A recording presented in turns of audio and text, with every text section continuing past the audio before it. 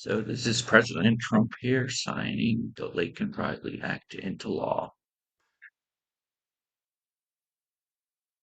Thank you very much.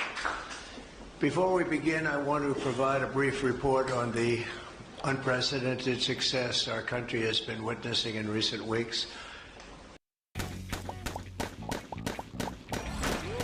Election, we've been making extraordinary progress. The American people gave us a clear mandate to save our country, and we won all 7 swing states by large margins, historic. Very importantly, we won millions of votes. I don't think it's really talked about enough how big his win was. I mean, he won all the swing states. It's crazy. I mean, not they're talking about there could be some cracks in the wall. I mean, that wall was shattered.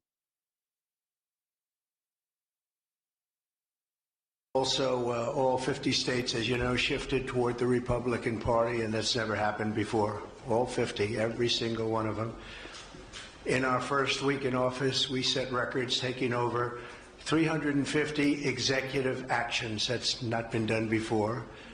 And it has reportedly been the single most effective opening week of any presidency in history. Which is true. I mean, he has touched on everything. I mean, almost every topic. He's helped the border, DEI bullshit. He's opened. He's unleashed American energy. I mean, these are just a couple things that come to mind, but I mean, he is completely restructuring and just completely scrapping the Biden administration's laws, which was completely destroying our country. It really was. And we want to keep it that way. We want to keep it going.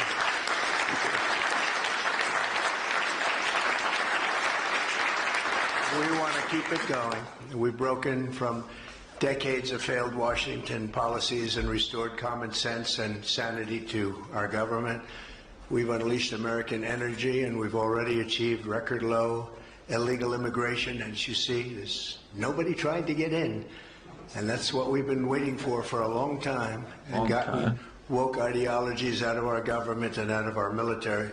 I'm gone. The water has now begun flowing in California as we continue to increase. It's another thing.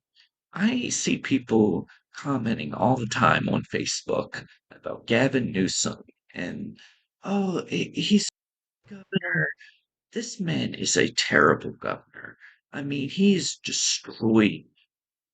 Oh, let's just start with the firefighters. I mean, from the bottom up, he Biden implemented the DEI.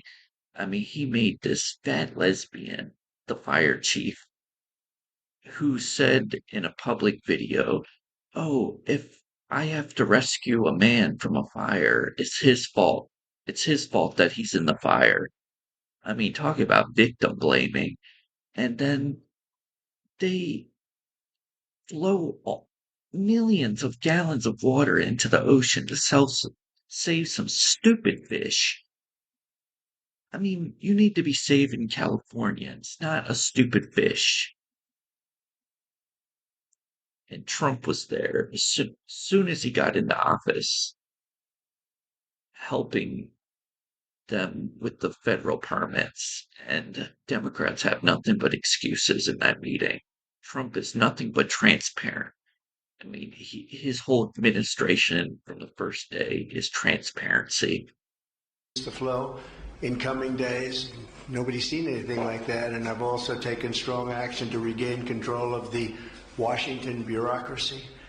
Just for clarification purposes, because it was incorrectly reported yesterday, we have informed the federal workforce, which they've looked to do for many years, that if they're working for the federal government, they must show up to the office on time and on schedule.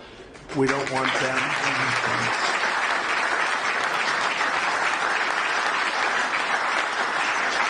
We don't want them to work from home because, as everyone knows, most of the time they're not working, they're not very productive, And it's unfair to the millions of people in the United States who are, in fact, working hard from job sites and not from their home. As federal employees, they must meet a high standard. They're representing our government. They're representing our country.